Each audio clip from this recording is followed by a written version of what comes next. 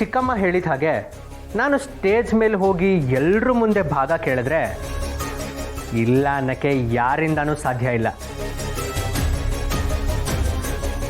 ಯಾಕೆ ಅಂದರೆ ಭಾಗ ಕೇಳೋದು ನನ್ನ ಹಕ್ಕು. ಆದರೂ ಅದೆಲ್ಲ ತಪ್ಪು ಅಭಿ.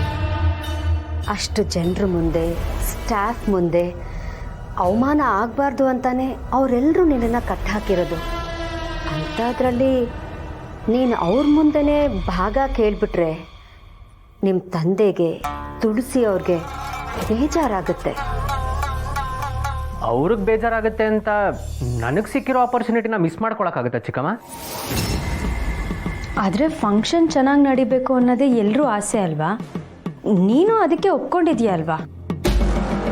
ಫಂಕ್ಷನ್ ಚೆನ್ನಾಗೇ ನಡೆಯುತ್ತೆ, ಆದರೆ ಫಂಕ್ಷನ್ ಮುಗಿದ ಮೇಲೆ ಅದೇ ನನಗೆ ಆಪರ್ಚುನಿಟಿ ಆಗುತ್ತೆ. ಮನೆಯಲ್ಲೇ ಕೇಳಿದ್ರೆ ಏನಾದರೂ ಹೇಳಿ ನನ್ನ ಬಾಯಿ ಮುಚ್ಚಿಸ್ತಾರೆ. ಅದೇ ಅಲ್ಲಿ ಅಷ್ಟು ಜನರ ಮುಂದೆ ನನಗೆ ಕೊಡಬೇಕಾಗಿರೋ ಭಾಗ ಕೊಡಿ ಅಂತ ಕೇಳಿದ್ರೆ ಬಾಯಲ್ಲಿ ಮಾತು ಬರದೆ ಭಾಗ ಕೊಡೋದ್ರ ಬಗ್ಗೆ ಯೋಚನೆ ಮಾಡ್ತಾರೆ.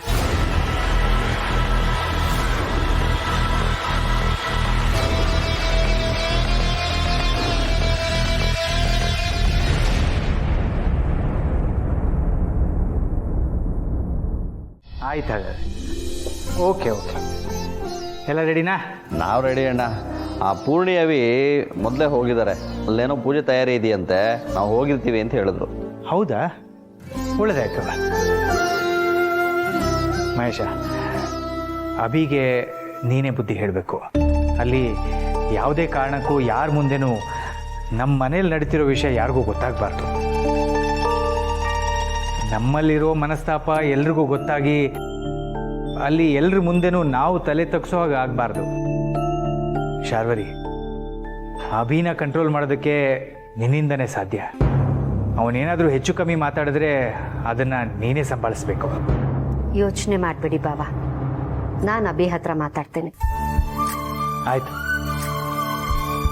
ಸರಿ ಅಣ್ಣ, ಹೊರಡೋಣ ಹಾಗಾದ್ರೆ. ಆಗಲಿ. ತುಳಸಿಯವ್ರು ಬಂದುಬಿಡ್ಲಿ, ಹೊರಡೋಣ. ಈ ಫಂಕ್ಷನ್ಗೆ ತುಳಸಿ ಅವರು ಬರೋದಿಲ್ಲ. ಅಭಿ ಮಾತಾಡೋದನ್ನ ಯಾರು ತಡೆಯೋಕ್ಕೂ ಆಗೋದಿಲ್ಲ. ಈ ಫಂಕ್ಷನ್ ನಿಮ್ಮ ಪಾಲಿಗೆ ಸಂಭ್ರಮ ಆಗಿರುತ್ತೆ ಅಂತ ನೀವು ಅಂದ್ಕೋತಿದ್ದೀರಾ, ಆದರೆ ನಿಮ್ಮೆಲ್ರಿಗೂ ಈ ಫಂಕ್ಷನ್ ಸಂಕಟ ತರುತ್ತೆ. ಇಡೀ ಜೀವನ ನೋವಲ್ಲೇ ನರಳಬೇಕು ಹಾಗೆ ಮಾಡುತ್ತೆ.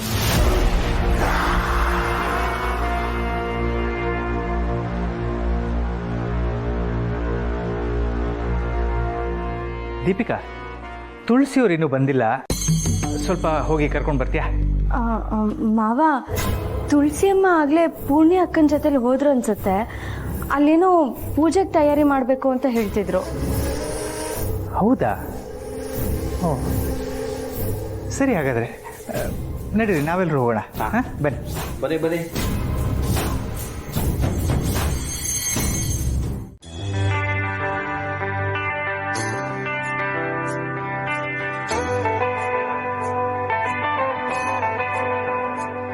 ನಮ್ಮನೇಲಿ ಒಬ್ಬ ಇದ್ದಾನೆ ಡ್ರೈವರ್ ಅಂತ, ಕೆಲ್ಸಕ್ಕೆ ಬಾರ್ದೇ ಇರೋನು.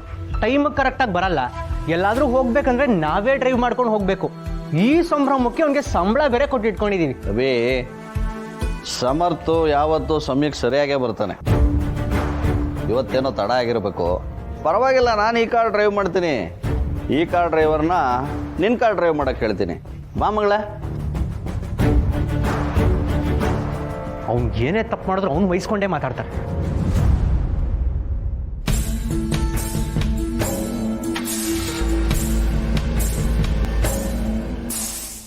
ಕೋಪ ಮಾಡ್ಕೋಬೇಡ ಬಿಡು ಅಭಿ.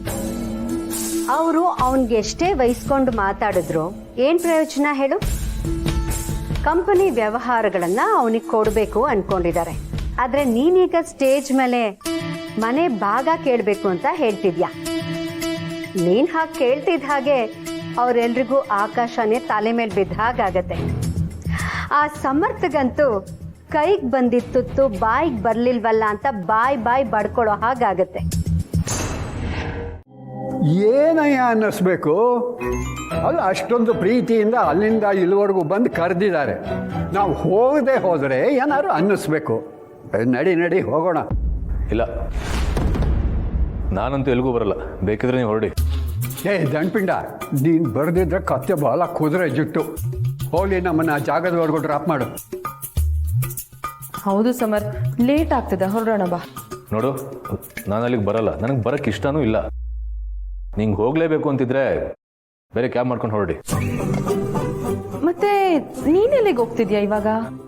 ಅದು ನಾನು ಆ ಮನೆಗೆ ಹೋಗಬೇಕು, ಕೆಲಸ ಮಾಡ್ತಿದ್ದೀನಲ್ಲ, ಅದಕ್ಕಾದ್ರೂ ಹೋಗಲೇಬೇಕು. ನಿಂದೊಳ್ಳೆ ಕಥೆ ಆಯ್ತಲ್ಲ. ಅಲ್ಲ ಕಣೋ, ಆ ಮನೆ ಫಂಕ್ಷನ್ಗೆ ಹೋಗಲ್ಲ ಅಂತೀಯ, ಆ ಮನೆಗೆ ಹೋಗಬೇಕು ಅಂತೀಯ, ಏನು? ಅದೆಲ್ಲ ನನಗೆ ಗೊತ್ತಿಲ್ಲ. ನಾನು ಅಲ್ಲಿ ಹೋದರೂ ಕೆಲಸನಾಗ ಹೋಗ್ತೀನಿ ಹೊರತು ಗೆಸ್ಟ್ ಆಗಲ್ಲ. ಕಾರ್ ತಂದಿದ್ದೀನಲ್ಲ, ವಿಧಿ ಇಲ್ಲ. ನನ್ನ ಕೆಲಸ ಕೊಟ್ಟಿರೋ ಸರ್ರು ಮೇಡಮ್ ಕಾಯ್ತಾ ಇರ್ತಾರೆ ಅಂತ ಹೋಗ್ತಾ ಇದ್ದೀನಿ ಅಷ್ಟೇ. ನೀವು ಬೇಕಿದ್ರೆ ಕ್ಯಾಬಲ್ಲಿ ಹೋಗಿ. ಅಯ್ಯ, ಏನಮ್ಮ ನಿನ್ನ ಗಂಡ? ಅವನು ಮಾತಾಡೋದು ಅವನಿಗೆ ಅರ್ಥ ಆಗೋಲ್ಲ ಅಂತ ಕಾಣುತ್ತೆ. ಅಲ್ಲ, ಅಲ್ಲಿಗೆ ಹೋಗಲ್ಲ ಅಂತಾನೆ, ಆ ಮನೆಗೆ ಹೋಗಬೇಕು ಅಂತಾನೆ, ನೀವು ಬರಬೇಡಿ ಅಂತಾನೆ, ಕ್ಯಾಬ್ ಮಾಡ್ಕೊಂಡು ಹೋಗಿ ಅಂತಾನೆ. ಏನು ವಿಚಿತ್ರ. ನಿಮ್ಮ ಮಗ ಅಲ್ವೇ? ತಾತ, ನನ್ನ ಗಂಡ ಆಫೀಸ್ಗೆ ಹೋಗಿದ್ದಾರೆ. ಮಾವಂಗೇನೋ ತೊಂಡೆ ನೋವು ಬಂತೆ, ಅತ್ತೆ ಬರಲ್ಲ ಅಂದ್ರು. ನಾ ಹೊಡೋಣವಾ? ಬರ್ತೀನಿ ಅಂತಂದ್ರೆ ನಿನ್ನ ದವಡೆ ಓದಿಸ್ತೀನಿ. ಆ ಮನೆಯವರ ನಂಬಿಕೆಗೆಲ್ಲ ದ್ರೋಹ ಮಾಡಿ ಈಗ ಅಲ್ಲಿಗೆ ಬರ್ತೀನಿ ಅಂತಂತೀಯ. ಯಾವ ಮುಖ ಇಟ್ಕೊಂಡು ಬರ್ತೀಯ? ಸುಮ್ಮನೆ ಬಿದ್ದಿರ್ಬೇಕಿಲ್ಲೇ.